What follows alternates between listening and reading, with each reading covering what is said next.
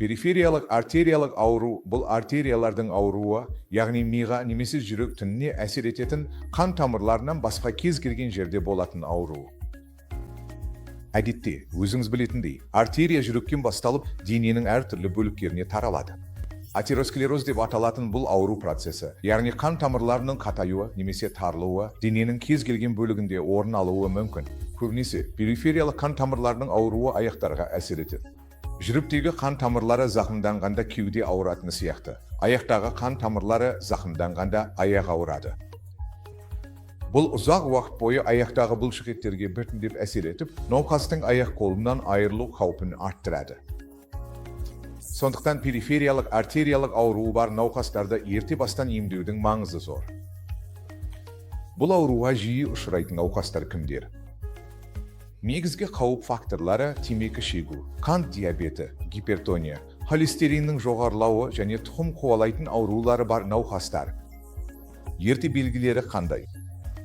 Науқас аяқта ауырсынуды сезіне бастағанда, әсіресе бұрын ұзақ қашықтыққа жүре алсаңыз, енді жүре алмай қалсаңыз, бұл ерте белгілердің бірі. Осы кезде дереу перифериялық қан тамырлары хирургіне қаралу керек.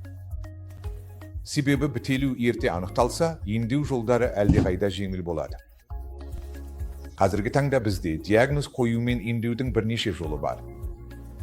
Негізгі диагноз ангиограмма. Қазір оны ангиограмма арқылы оңай жасауға болады. Бұл әдіс ауруды анықтап, әрі қарай емдеу жоспарын құруға мүмкіндік береді. Емдеу медициналық тәсілмен немесе ангиопластика, не стенттеу түріндегі эндоваскулярлық әдіспен жүргізіледі. Немесе кешіп келген жағдайларда жүрекке жасалатын шунттау сияқты, аяққа да шунттау, бұру операциясын жасауға болады. Алайда технологияның айтарлықтай дамуына байланысты, біздің орталықтағы нәтижелер халықаралық стандарттарға сай өте жоғары.